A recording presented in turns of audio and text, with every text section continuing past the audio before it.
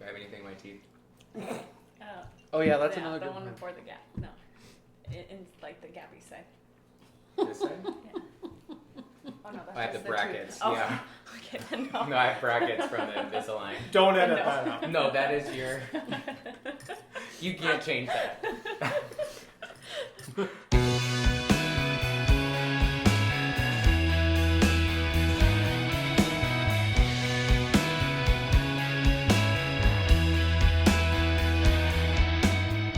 From the beginning of this trip home to Iowa, I'd wanted to sit down and talk to people whose perspectives were different than mine.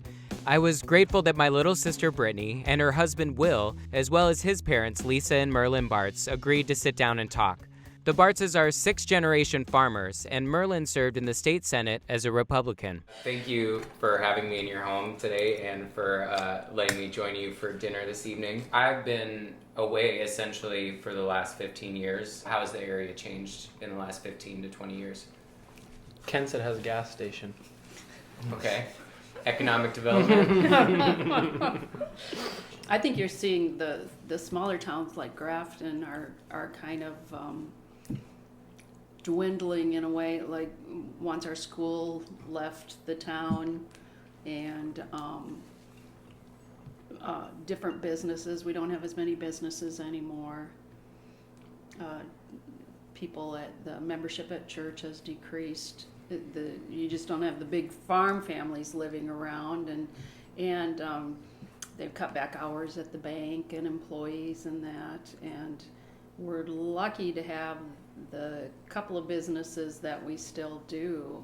And then you see a lot of, in Grafton particularly, usually for people that live there, either the husband or the wife works in another town, and so they might do a lot of their business or shopping in the bigger towns, or I've resorted to a lot of online shopping because it's I work right in this area, so it's tougher for me to get to bigger shopping areas. And the thing that I've noticed the most about Grafton is new younger people moving in that don't, when you used to have a town where you had generations of the same families and a lot of them were related to each other and everybody knew each other.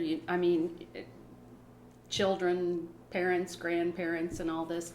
And you get new people moving into town that a lot of times don't necessarily assimilate into the community or become part of it. And maybe they're a little more transient too. So you see differences that way. Do you think that has eroded some of the kind of community culture because people are I imagine what I'm hearing you say is that people are passing through, so maybe they're less invested in the area? Is that what you're saying? Well, and some people are, for whatever reason, maybe looking for a cheaper place to live, or you've got the issues in Iowa now with the meth problem where people maybe want to be out in the country or a smaller area where there isn't as much police presence. Mm-hmm. So you see a little bit of that too. So it kind of affects how everybody else has to live when you see more of that coming in. Yeah. You know, the county we live in has always been a small county. You know, you're dealing Population-wise. with, yeah, population-wise. You're dealing with 7 towns, you know, the largest town being Northwood, Iowa, in Worth County. The total population of the county is less than 8,000 people. You know, in the time that I've lived here since, I was born in 61, but we didn't actually move to Grafton until 68. So I spent a couple of years in the North Springs Rock Falls school system, and then pretty much it was the St. Ansgar community school system since that point on. You know, we were dealing with late 70s. We were dealing with graduating classes of, there was a couple of classes that were like close to 120, 125, and I think you're now dealing with graduating classes that are lucky if they're 50. Mm-hmm. So that says a lot about the demographics of the community. And I know it's probably an overused term. Lisa and I discussed it a little bit. I call it the hollowing out of rural America. It isn't just something that's happening in Worth County or the Sonanska Community School System. It's an older population, and there are the people that have chosen to live here. I call myself a person of place because I can drive down the road and count numerous acreages that they're gone. There's just a field driveway there, but so and so used to live there, and so and so used to live there, and the so and so used to get on the bus at this place. These were the kids that we grew up with.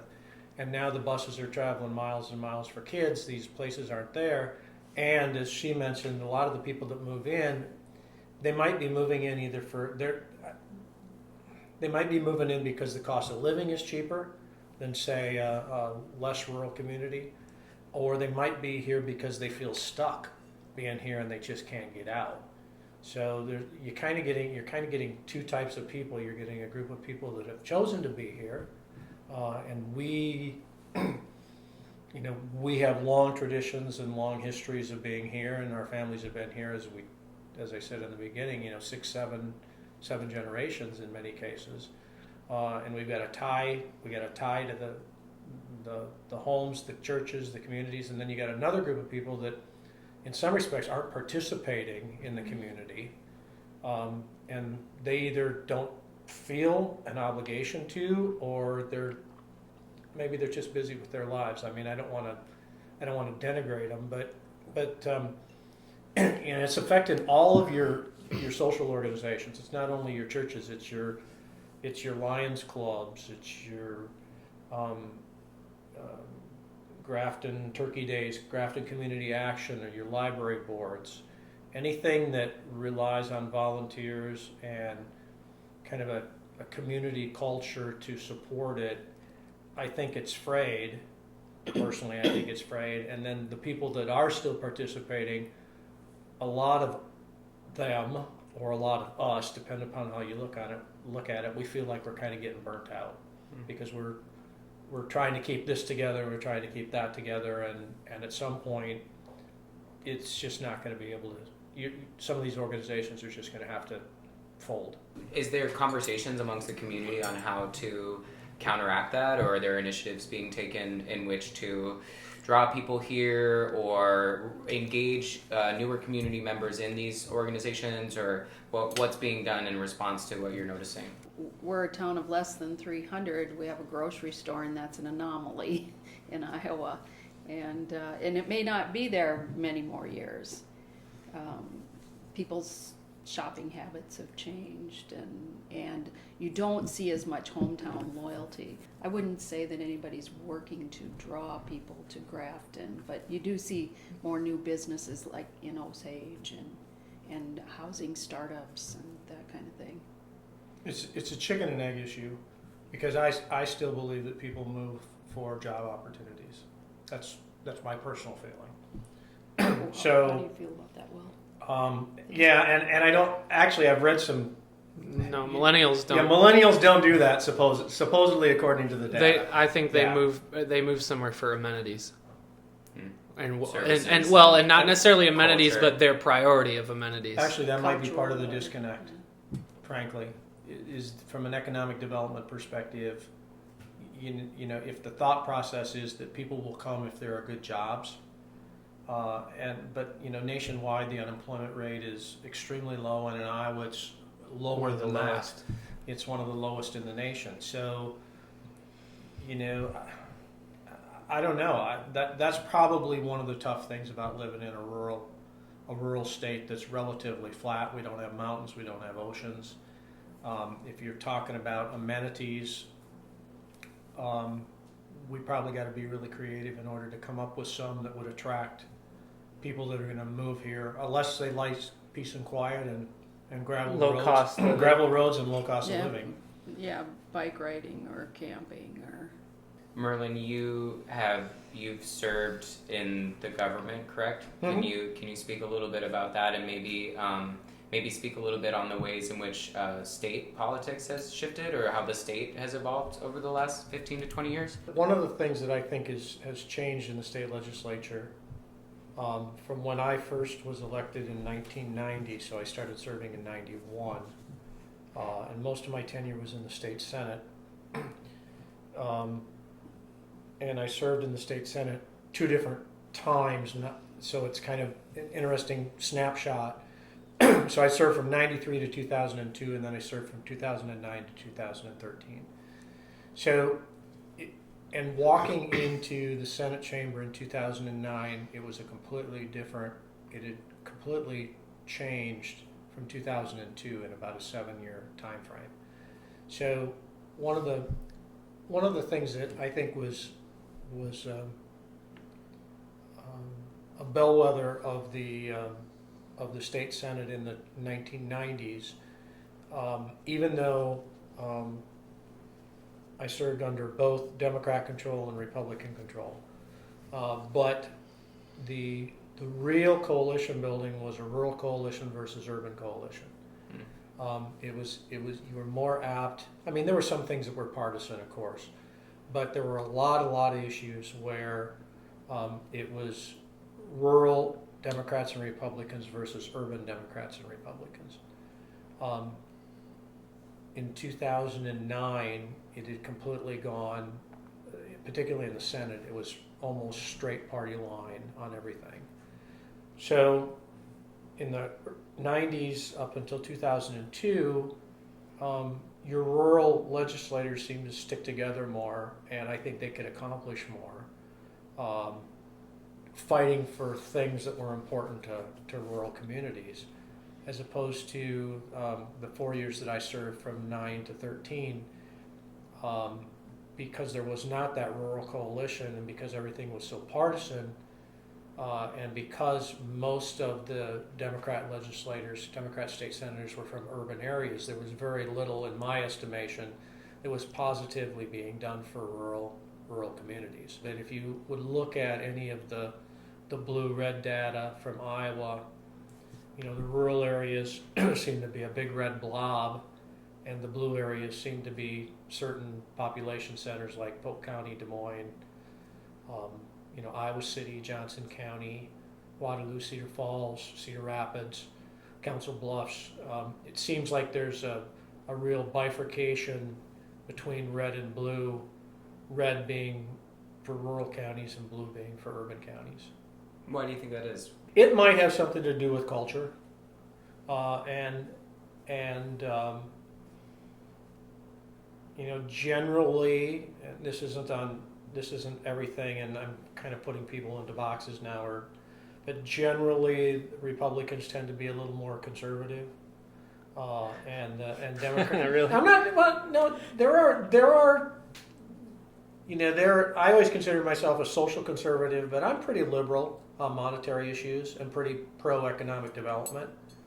But I happen to be Republican. There were some liberal labor Democrats in past that I served with that were pretty conservative on social issues too. But it was the labor, and it was pretty much the labor issues that made them Democrats.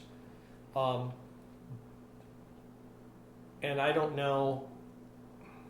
I guess if representative democracy works, then if you have more liberal-leaning people living in urban settings, they're going to elect more Democrat legislators. I mean, that's the reality of it. But at some point, you do come to a tipping point where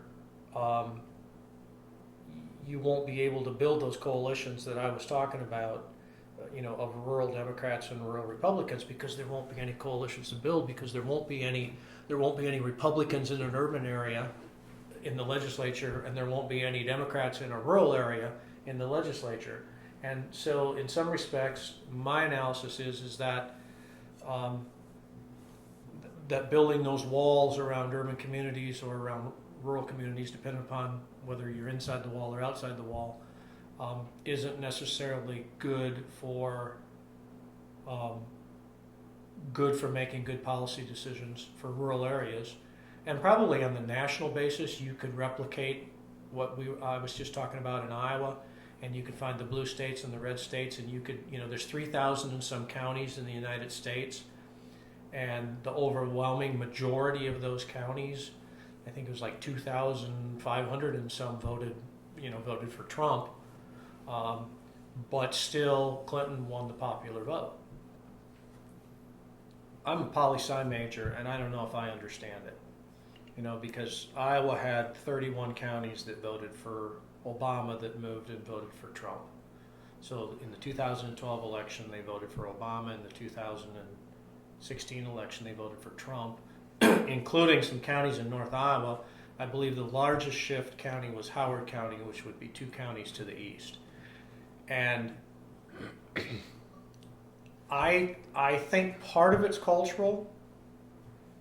I think another part might be not so much cultural as that people don't like to be told what they believe in. And, I think one of the things with rural America in general is maybe the 2016 election cycle was I'm mad as hell situation where people did not want to be stereotyped or defined, or have the ideas shoved to them on a dinner plate as to what they're supposed to believe in. And this ties directly to East Coast, West Coast, who think we grow potatoes in Iowa. We do grow potatoes in Iowa, but for the most part in our gardens and so I think when the East Coast and the West Coast starts telling Mid-America, they can't even find Iowa on a map, but yet they're telling us what we're supposed to be for and what we're supposed to be against. I think people take offense to that. What are some of the specific issues that you think are the ones that people take offense to, being told what to think about? Anybody can answer that. Well, a misunderstanding of agriculture, for one thing, at least from my opinion, and this is definitely, and once again, in my opinion, particularly the last administration, the Obama administration, we're gonna phase out coal, which was providing 75% of the electricity for a state like Iowa. So we don't care what it's going to cost. We're gonna drive your electric bills up. Anti-ethanol because it's anti-environment. I mean, that's just plain false. We were recently in La Crosse in a bookstore and read an environmental bumper sticker that said corn is not the answer. Well, in some respects, corn is the answer because corn reduces greenhouse gases, corn reduces dependence on foreign oil. Corn feeds 7 billion population in the world, and some of these agendas, the PETA agenda, we like the PETA organization that stands for people that eat tasty animals, not the PETA that says people for the ethical treatment of animals. We treat our animals ethically and humanely. It's in our best interest to do so. If you're abusive to your animals, you're not a good farmer, at least. Do you think that applies for like larger farming operations as well? Absolutely, because the best place you can put a hog is in a temperature controlled environment, as opposed to freezing their ears off when it gets to be 30 below. And there's a reason we put sows in farrowing crates. It's to reduce the crushing of their piglets of their young. I saw it at Living History Farms when I worked there. Because they didn't farrow crate the cows the hogs, and one of the piggies got stepped on, and it's got totally. I'm unfamiliar. What is farrow crating? It's a crate when a sow has pigs. When a gilt or a sow has pigs, you actually put her in a crate. She's pretty confined. And she is confined, and the reason that you confine the sow is because hogs are notorious for laying on their young, and not only laying on their young, but eating their young. I guess the question is it more humane to put a sow in a cage, or is it more humane to let her kill her infants? By crushing or eating them. And I'd say it's more humane to crate a sow for a limited period of time until the pigs are old enough so they know to get out of the way, and This is one of the things that people seem to have an issue with is feral crating. It's not a. well, let's take California. California is attempting to set Iowa agricultural standards, which, frankly, from a commerce perspective, frankly, I think it violates the Constitution. Basically, what they have said, and it's specifically geared towards poultry right Egg now, production. but it will be coming. It will be coming for hogs and cattle. The people that are pushing that agenda basically want to say to Iowa farmers, you can't keep a sow in a farrowing crate, or you can't keep a pig in a pen. Your chickens have to be free range. But ironically, those same people probably cage their dog, or don't let it out of the house. So you find there's a hypocrisy. I think there's a hypocrisy and a double standard. Yeah. Certainly, we want to do the right thing in feeding the world, and certainly we want to do the right thing in taking care of our animals and taking care of our crops, and we want to preserve the environment because we drink the water out of the well that's right out here. But there seem to be a whole plethora of concocted ideas that somehow basically they become burdensome to agricultural, and they raise the cost of production to a point for a society that ironically wants cheap food. And I'm talking now probably more Americans than I'm talking Europeans, but Americans in general have historically wanted inexpensive food. We as Americans spend about, I'm sorry, my statistics might be off a little bit, but somewhere in that 9 to 11% of our income on food. It's not uncommon for other countries in the world to spend 30, 40, 50% of their income on food. So Americans on the East Coast and the West Coast have it really good because their food cost is low, and they're able to stay there and do the things that they do because they don't have to worry about where their next meal is coming from. More of this conversation next time on Home Again, Conversations from the Heartland.